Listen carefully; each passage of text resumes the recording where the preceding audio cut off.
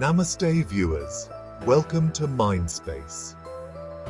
Today, we embark on a fascinating journey to uncover the mystery behind Ravan's 10 heads.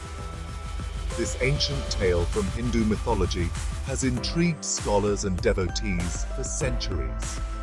Stay with us as we delve deep into the symbolism, stories, and significance of each head.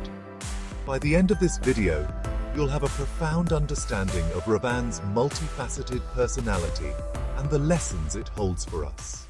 Ravan, the 10-headed demon king, stands as one of the most intriguing and complex characters in Hindu mythology.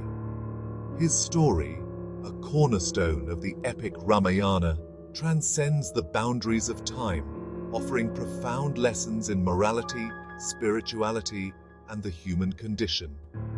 His 10 heads, often an unexplained mystery, are viewed by people in different lights.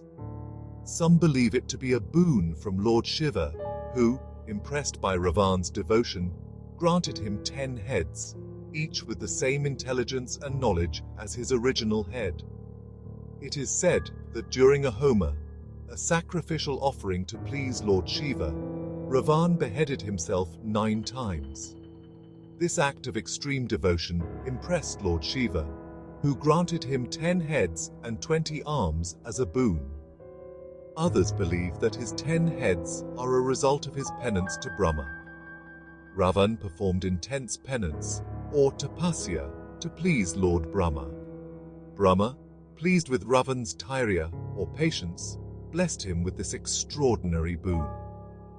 These stories not only highlight the divine interventions in Ravan's life, but also set the stage for understanding the deeper symbolic meanings behind his 10 heads. As we proceed, we will unravel the intricacies of each head and what they represent in the grand tapestry of Ravan's character. Pause 3s. Let's now explore the symbolic meaning of Ravan's heads. However, here at Mindspace, we think under a different light. As enigmatic as the different beliefs are, we think that it has a further deeper symbolic meaning. The events of Ramayana are far from recent. As a matter of fact, they date back several millennia, even before there was any form of written language that used to exist as we know it today. The events of Ramayana were first described in a known language, Sanskrit, by Valmiki. Prior to that, the story of the events was passed down over generations. And if there's one thing that we can clearly identify from the Puranas, it is that our great ancestors loved to recite events through crypts. We believe that it is via the medium of these crypts that Ravan started being depicted as having 10 heads physically. In practicality, it may have been possible that his physical mortal form depicted just one head, but the symbolism of the 10 heads was led down the generations through word of mouth. Heads, perhaps that's the key word. To be able to comprehend Ravan's powers, we must first know all of his faces. The 10 heads of Ravan. Until now, what we have seen and know of is his most humane form, his primary face of Ahamkara, of ego. It is the figmentation of this head, its arrogance and belief, that lead Ravan to believe that he is superior to all, including the gods. Ravan's second head is Kama, the source of his insatiable desires. His obsession for Princess Sita, his willingness to destroy his kingdom for her, is because of this.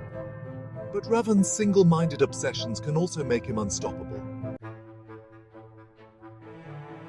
especially when paired with his third head, Lobha, which drives his greed and covetousness for power, wealth, and dominance over all the 3 worlds.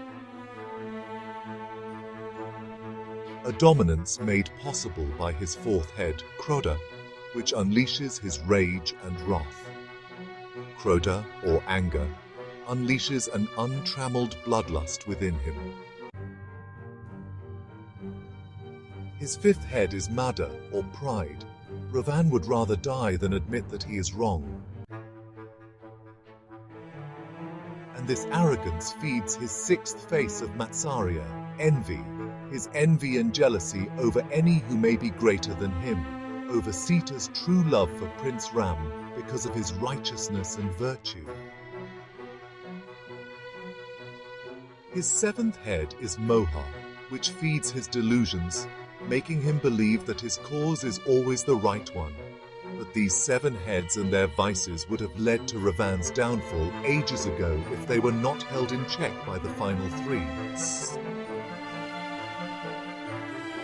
His eighth head, Buddhi, makes him one of the greatest minds in all the worlds, not just in Vedas, Puranas, the arts, but also in war, combat, strategy, and politics. If knowledge is power, then Ravan could possibly be the most powerful being that ever lived. But the sword of his intellect gets its edge from his ruthless cunning, which is fueled by his ninth head, Manas. The face of his mind has enabled Ravan to outwit even the gods in battle. But these 9 heads, as powerful as they make him, bow down before his 10th head, Chitta, which is the most powerful. It is the fuel to Ravan's indomitable willpower, his relentless, unwavering, unstoppable determination to never fall, to never quit, to never break. As negative a character Ravan was, there's still a lot we can learn from his treacherously long life.